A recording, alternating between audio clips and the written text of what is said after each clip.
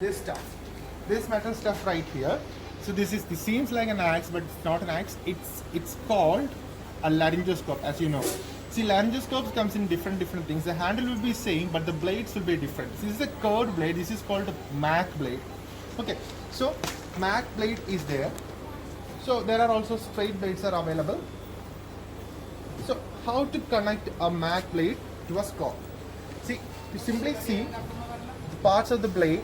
See, there is a groove right here, and there is a light source. This is an LED bulb. This is a white optic LED bulb right here, and then here it shows specifically your size, Mac 4. It is Mac 4. It is a bigger size. When I come to the smaller size, this is Mac 1. See, you can see that. The doctor says, get me the second blade, get me the first blade, get me the third blade. Okay, you just look into it. Okay, fine, this is Mac 4 or this is Mac 1. You can just take it. How to connect? Simply take this, hold it in your left hand and keep it like this. Keep the groove. Here there is a knob, right this. Keep the groove like this. A small push. There is a tick sound and hold it on. Hold. Take this blade. So you have the blade on your right hand, you have the handle on your left hand. This handle contains battery. It's kind of heavy, so hold grip. It's very easy. The groove goes to this thing. See, I think you can see, right? The groove goes to this thing. Fine. Simply push it with your thumb. Hold it. Fine. The lights. Boom. Fine. So the doctors are actually using this thing to intubate the patient to actually displace. Okay, so we are not going to the physiology blah blah things later. So the next thing we need is this thing. This is the bougie. Okay, in this bougie there will be a metal fillet like this, and this is very flexible. See, this is very flexible. This is a metal fillet inside. So first, when they intubate, when the doctors intubate, they will be inserting this bougie, including this metal fillet. Once they are inside, they will say, okay, remove the fillet. So you have to carefully remove the fillet, holding the flexible pipe, the bougie inside. Okay, if you are pulling everything out, fine, it's again everything is tarnished. So remove this, and now suppose this is inside the tube, and now take the, actually this has to be deflated. Okay, I can't hear, something is coming out. Okay, you have to take the deflated and adequately lubricated thing, adequately lubricated ET tube. Okay, adequately, here we can actually lubricate the thing, but it has to be in sterile way. You have to wear sterile gloves, okay, obviously. And then you are actually inserting this thing to the mouth end. So once this comes, and the doctor will be inserting this thing later towards the trachea, and then she'll say it's in, and we'll be removing this thing. And one more thing, to how much extent we have to insert this thing. See, normally for an adult patient, patient, we'll be using this thing. This is the oral line. This is 21 to 23. This is oral. See, you can see it has already mentioned here 23 centimeters. 21 to 23 centimeters. Generally, we use 22 as the basal teeth line. In the teeth line, the tube reading should be 20 seconds. So, 23. Then after, what we have to do? Then we have to inflate the cuff again. The first thing we have to do, the next, before connecting the patient, everything is the suctioning only. If there is cooling of secretion, we have to do the suctioning. And the suctioning, it shouldn't be more than 10 seconds. You can use, here we have a wall mounted suction right here. A wall mounted suction right here. Above the suction, if you see, there is a pressure gauge. Okay, there is a pressure gauge over there. So, I think everyone. Okay. Hello, can you hear me? Okay. So, if you are actually connecting this thing like this, so you can actually reduce the vacuum level, and you have to set it up to, see, fine, 120 to 200, 120 to 200 millimeter of mercury you can set, and you can do the suction. But generally, what we do is, we won't be taking care of that much, what is the suction, how much is the suction. We will be simply putting the suction, and this can again create a reverse barotrauma, and it can suck up the epithelial tissues of the trachea again.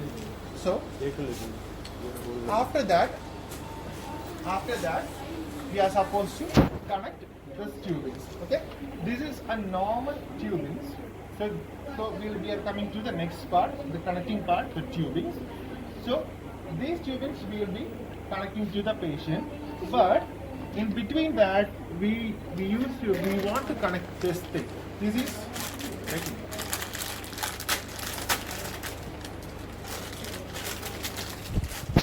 So here, this is called actually HME with bacterial and viral filter. Okay, you can have both obviously. There is a simple HME filter with a simple filter. This is actually having a great grand filter, so we can actually connect. HME means heat and moisture exchanger. So here we can connect the part like this and the next part to your ET tube. Fine.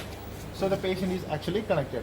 You have to make sure that this is heavy, so this thing is adequately tied like around the patient's head. That I'll show you how it is. And each and every one of you will be having a doubt, what is this knob for? What is this thing? What is this thing for? And someone will say this is a drainage thing, and someone will say this is something we can install something. This is nothing but this is a flow sensor only. If you have a flow sensor with your ventilator, actually we don't have something with, we have something. Everything is saying not at all audible.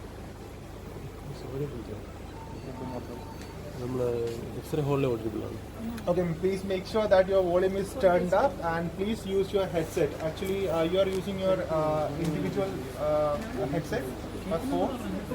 Am I audible to everyone? Please respond.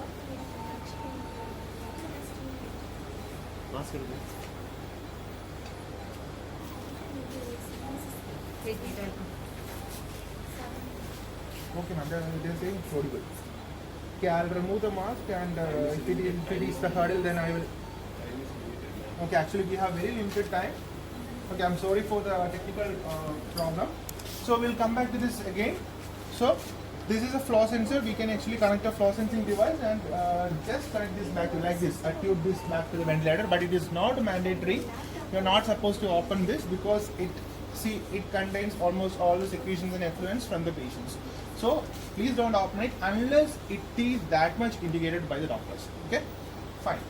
So now I'll come back to the operation of the ventilator. So how we are going to connect this ventilator, and then regarding the modes of the ventilator, how to switch on a ventilator, how to connect. Okay, so first I'm going to remove these tubings and I'll keep it here, right? So if you see the back of the ventilator, see that you have to be familiar, not the front. First you have to be familiar with the back of the ventilator. The first thing is actually the power switch. See, this is it's a kind of a toggle switch which is covered by a protective covering right here. So this is the one, and this is your power plug with fuse, and this is your monitor connections, VGA monitor connections and all. Don't bother about all those things. Just bother about 1, 2, 3. And one more thing is there, it's just below this, 4. Okay, so this one, 4. Okay, this is for oxygen. This is for high concentration oxygen, high pressure oxygen, and this is for low pressure oxygen that we can connect directly to our nebulizing, not nebulizing, our normal humidifier. If whenever you normal oxygen cylinder, whenever you transfer a patient, you can use it. This is just a fan to keep the circuits cool inside. So I'll show you how to connect a ventilator right now. So first thing, you have to find out a power plug, high power plug socket right here in your wall or wherever the situation you are. Okay, I'll repeat. So this is a power plug that you have to use. This is the power plug for the ventilator, and this is your power switch of the ventilator. As you can see, this is the power switch and the green port. And then after stopping, no, we will repeat just 5 minutes after again. Okay.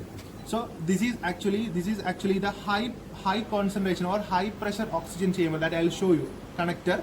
And just below that you have one more thing that as for a normal oxygen chamber, a normal oxygen like from the cylinder that we will be connecting right here. Okay, I'll show you how it is done. So the first part, you have to find out a power plug right there in your ICU or wall sitting, wherever. Plug it in, switch it on, make sure it is switched on. Now you have to carefully see this knob. This is your high gradient or high pressure oxygen receiver, and this should be pakka. if it is clinched or this clanged or something, some problems happening right here in the tip, it won't connect to the socket and it will get damaged. Okay, so simply take this thing and push it inside. Okay, that's all. If you want to remove it, you can twist this area, this cord area right here. So fine, finished. That's all. So I'm going to connect this. So it is all connected. Make sure that there is no leakage or nothing. And now, okay, I'll show you one more thing, how to connect the low pressure oxygen. You just take a normal tubings and wherever it is, whatever it is, if it is a cylinder or if it is a flow meter, no problem. You can actually see if this is connected, there is no need to connect this simultaneously. Okay, whenever you transport a patient to some area, you can use this thing. So simply connect this here. Only that much is there. Okay, fine, it's finished. So we are not using it right now.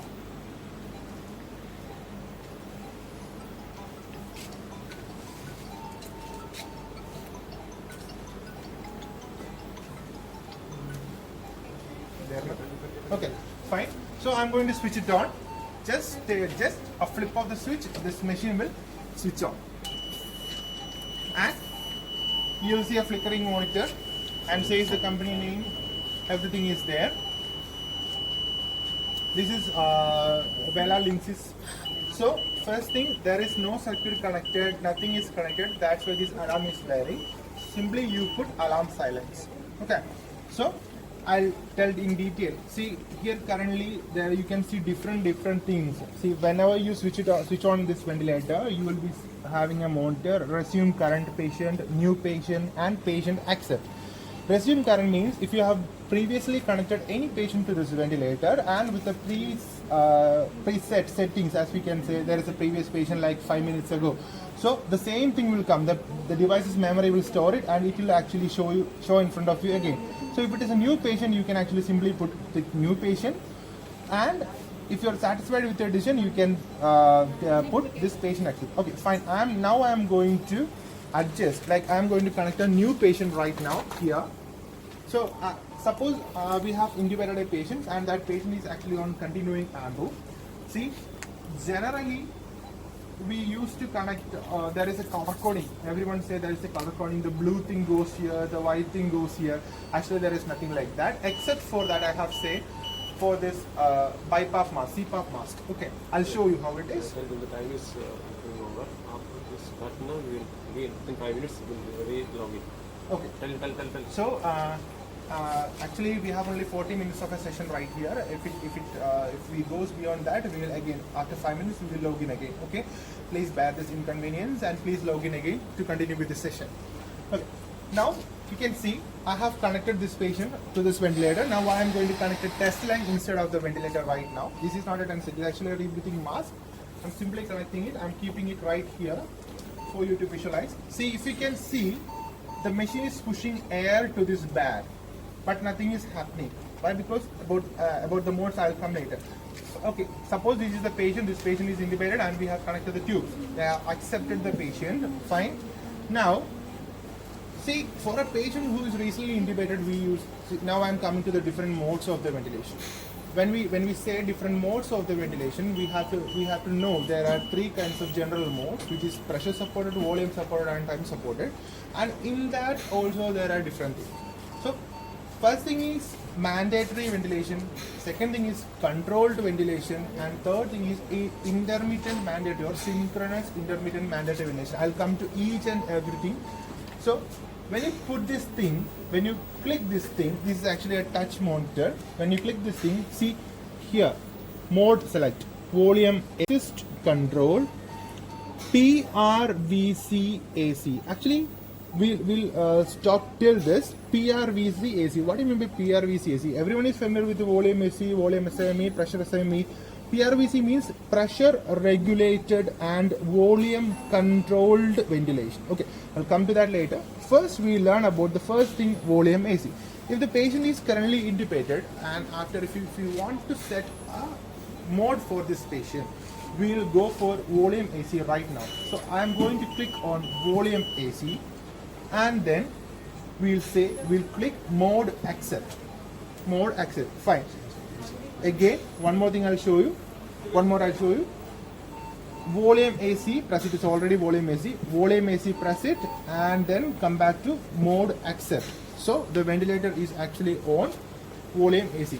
If you closely look to this thing, see, it is actually pushing and pushing and pushing. See, the rate is actually 12 breaths per minute. See, here you can see the ventilator rate. See, these parameters will be actually is of patience. These parameters here in this side is actually is of patience, and these stuff is our playground. And here we'll be actually setting everything like that. This is percentage of O2 or FiO2. What do you mean by FiO2? It's a fraction of inspired oxygen. Like normally in your atmospheric oxygen there will be only 21%. Atmospheric air there will be only 21% of oxygen. And if you want to supply more oxygen for this patient to maintain his oxygen levels and to tackle the current hypoxemia, then we will actually increase or decrease accordingly the rate of oxygen. See, I'll show you how it is done. See, immediately after intubation, the FiO2 goes to 100%. So you just simply click this. There will be a blue shade. You rotate this knob to 100% and again click this. So it's on 100. So otherwise, simply click this. You reduce to 60% or accept this. No problem. You can use this or this. It's up to you. So I actually package this thing. That's right. So next thing here you want to see is the flow trigger. Flow trigger means, see, there are actually different kinds of flow triggers, the volume triggers and the pressure triggers. See, it's different. It's actually difficult to understand at first. I'll simply say the machine will be sensing the patient all the time. The machine will be sensing the patient's ability to breathe, the pressure inside the lungs and the volume inside the lungs. So if the pressure goes, if a negative pressure, like whenever you suck inside there will be a negative pressure, whenever you blow it will be positive pressure, whenever you suck inside that is negative pressure, that means that is a breathing pressure. If the breathing pressure goes below a trigger, a preset level, the machine will initiate ventilation, but not in this mode, I'll tell you. And one more thing I just forgot to tell you, and this is actually the flow sensor. Okay, this thing is actually the flow sensor, flow sensor, and this is actually the expiration tube. That means it's coming out from the patient and it is delivering, it is taking air. It is not taking air, it is actually this expiration tube. Through this tube we will be pulling, the machine will be pushing air, and this is actually to expire. And see, this part won't be there for most of the ventilator right now because it is coming like this only. See, you can see this is a flow sensor with an additional tubing. I'll come to that model. This is a new model, Bella Vista 1000. That will come to this later. This is a 2014 model. This is 2019-20 model. So this is about the flow trigger. The trigger can be generated by the volume, the reduced volume or the reduced pressure inside the patient lungs. So that is simply flow trigger. And don't worry about the flow triggers and all. The doctor will set it accordingly. So next one is PEEP. What is PEEP? Positive end expiratory pressure. The positive end expiratory pressure is nothing. See, suppose if this is a balloon, this is actually a balloon itself. So if it is completely flaccid, it will take us more effort to again refill it, again inflate it, right? So if it is partly filled or partly it is filled with the gas, it will be kind of easy for us to blow it again, right? The same thing happens with the alveoli. If the alveoli is completely flaccid and collapsed, the ventilator or whatever, the patient who will be having greater deal of effort to again fill it, right? So if a kind of pressure is generated and the kind of pressure is constantly maintained there in this alveoli, what happens? The alveoli will be, the door of the alveoli, the top will be kept open all the time, and it will be easy for the gas to go inside and go outside. That is kind of the concept of PEEP. And you make sure one thing, if the patient is having increased intracranial pressure, one, and the patient is having hypotension, make sure patient is having hypotension. If the patient is having increased intracranial pressure, you are not supposed to increase it like whatever as you wish. Okay, fine. Generally when we put the PEEP in between 5 to 10, only in between 5 to 10, and the rest of the things are actually purely clinician's decision. Normally, as nurses, we are supposed to keep it in between 5 to 10, unless it is ordered.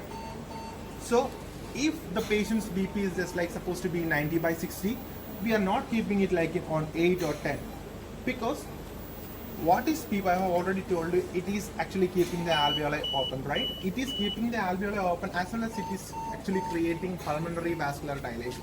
So it can actually create a hypotension again and again over. The patient will go to hemodynamic instability.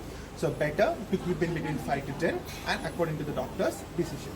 Now, for the next thing, see, inspiratory pause. So everyone, if I ask you a question simply to the group, what are the parts of respiration? It is inspiration and expiration. Everyone say. But there is one more thing. It is called a pause, and that pause is actually the time in which the gases are staying inside our lungs before expiring. Okay. So this thing we have to set accordingly. See, whenever we say it is 1:2, like inspiration expiration ratio is 1:2, if we keep the inspiration for 0.8 to 1.2 seconds interval, and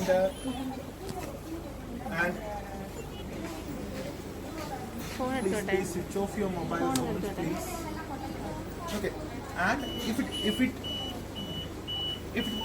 comes above 1.2, it is not a good sign, because it's a longer inspiration and we have to give an expiration according to that. The 1:2 inspiration expiration ratio has to be maintained. Don't worry about all those things. This is a pause, which means the time the gases are residing inside your lungs, inside your patient's lungs. Next thing is the peak flow. Peak flow means what is the maximum amount of the oxygen or gases which you are supplying per minute. Okay, the peak flow actually varies. See, the peak flow generally there is one more thing which is called tidal volume, that will come to later. First I will tell the tidal volume, then I will go to peak flow. See, the tidal volume here we have set 450 ml. See, normally when we say 6 to 12 ml, that is the what we can say the interval of the tidal volume that we have to set for a patient if he is adult and if his lungs are okay. I'm saying okay. If there is any problems with the lungs, it reduces like 6 to 8, 8 to 12, and for children we will take 6 to 10 ml, 6 to 10 ml per kg of individual body weight. If the patient is actually 60 kgs, what happens? If we are saying 60 kgs, fine, it is 8, then 6 into 8, how much is it? 480. So generally we will put 480 ml, like this is the maximum, 6 to 8, like that. So according to the patient's what we can say disease, illness, as well as the patient's physiological status, the lung status, the physician will decide how much ml we have to keep. Otherwise, we will be just like putting a minimum of 8 ml per kg for a patient, the tidal volume. Then come to this thing. See, we can actually achieve a peak flow of 30 liter per minute to 100 liter per minute according to the patient need. But better to keep in between 30 and 60, because if you are given that much amount, see, if I am overinflating the balloon, this balloon will be collapsing, this balloon will be bursting. See, to prevent kind of atelectasis, to prevent kind of subcutaneous emphysema and all, we are supposed to keep this thing on a limit. So we have to keep a leash on this thing, and we have to keep it between 30 to 60. So how this 30 liter per minute comes, how this 60 liter per minute comes, it's actually quite easy. See, it's actually kind of what we can say, first we have to find out the minute ventilation, and then we have to multiply it with just a minute ventilation only. Minute ventilation means per minute how much. See, for each breath they are giving 450 ml. So 450 into, here we have set 12, 450 into 12, how much it comes. That is that we are supposed to keep on volume AC. Now, what are this thing which is showing here, which is showing right here? So this is 544 ml. See, this is actually a tidal volume same as this, but the machine is delivering more than the preset level. Why? See, this is simply a bag. Okay, there is nothing coming out. Nothing is like, there is no effort. If I'm pushing this bag, again, see, if I'm pushing this bag, there is a negative tolerance. If you can see, this thing is actually increasing. Again it is pushing. See, here it is called low inspiratory pressure. So, next thing is, this is breath per minute, or this is the patient's effort. If patient is taking any effort, this thing will show right here. The preset rate is 12 breaths per minute, and if I'm not doing anything with this bag, it will come to gradually come to 12 itself. If I'm pushing it and pulling it again, see, if I'm giving a pressure right here, I'm simply giving a pressure right here, all these values will be just like going horrendously, like big problem will be happening. See, it just went below to 70. If I'm pushing it fast and fast and fast enough, it will go up again. So this is the part of volume easing. So now you have to know. So now you have to know what is assist control, what is pressure assist control, what is synchronous intermittent mandatory ventilation, what is controlled ventilation and all. See, basically, I'm going to switch it off right now. Okay. Yes, just tell the complication. Later we can. Okay. So now, see, ventilator, it's a boon or a curse. That's the question. So what are the complications which we can expect from the ventilation of this patient? See, once a patient is on the ventilator, once a patient is on the circuit, we are supposed to tackle different complications because of different parts in this ventilator. First one is problems with the ventilator itself. See, the ventilator, I'll come with the ventilator modes, the ventilator alarm tackling, troubleshooting again in the next session. Now you have to just know this thing. If the ventilator is not working properly, if the alarms are not blaring properly, then we are not going to identify what is the problem with the patient. Then there will be a big problem. If the ventilator is showing it is giving 450 ml for the patient, but it is actually giving more than 450,000 and all. It is essentially hyperinflation of the lungs. There is a high chance of atelectasis and all. And then, if you are not keeping these tubes in proper way, see, this is the tube. So normally when we breathe, the breath will get humidified. Inside also there will be like what we can say humidification, like what condensation of, yes, obviously condensation will be there, and that condensed particles, water, everything will be here, right? Okay, accumulated right here. If you are putting a filter right here, it will be accumulated in the ET tube itself. So if it is in ET tube, if it is accumulated, there is a high chance for bacterial colonization and further infection, which is generally termed as VAP, ventilator associated pneumonia. Then there are other things like the patient will go for hypercapnia if there is like inadequate expiration level. If we are not giving adequate time to expire the what we can say bad air, there will be accumulation of carbon dioxide right inside your lungs, and what happens? The patient will go for hypercapnia. So this is a part of this thing.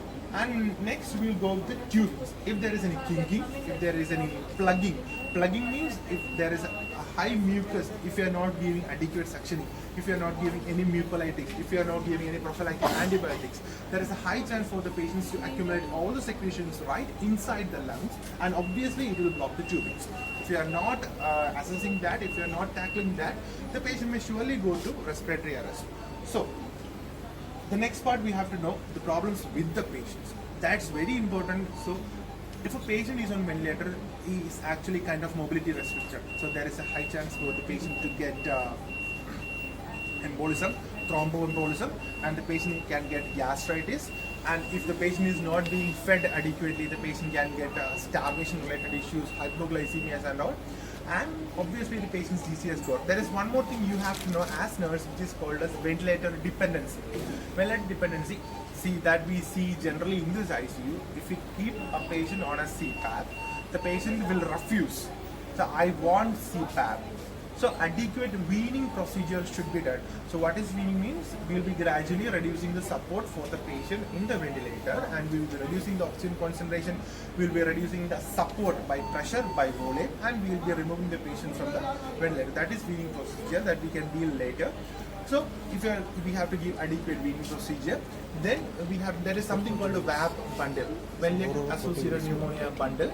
So this bundle has to be taken care of. In that bundle, we have to give adequate anticoagulation therapy, adequate oral cleaning, adequate suctioning.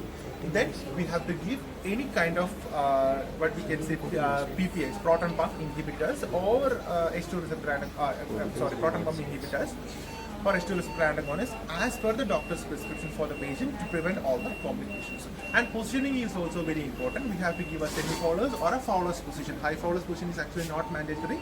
So at least semi-Fowler's position for the patient who is on ventilator.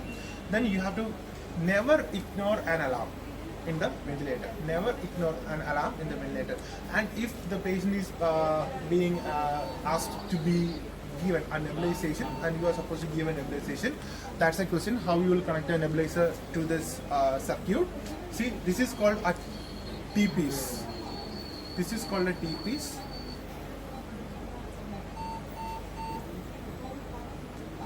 So in this T-piece, actually you can connect this chamber and obviously the tubings right here, and there is a nebulizer chamber right here in this ventilator, and which will give nebulization according to the patient's respiratory effort or the inspiration. So you can actually simply connect this. You can actually take any of the tubes like this. So you take any of the tubes like this and take a nebulization chamber, fill it with medication and the tubings.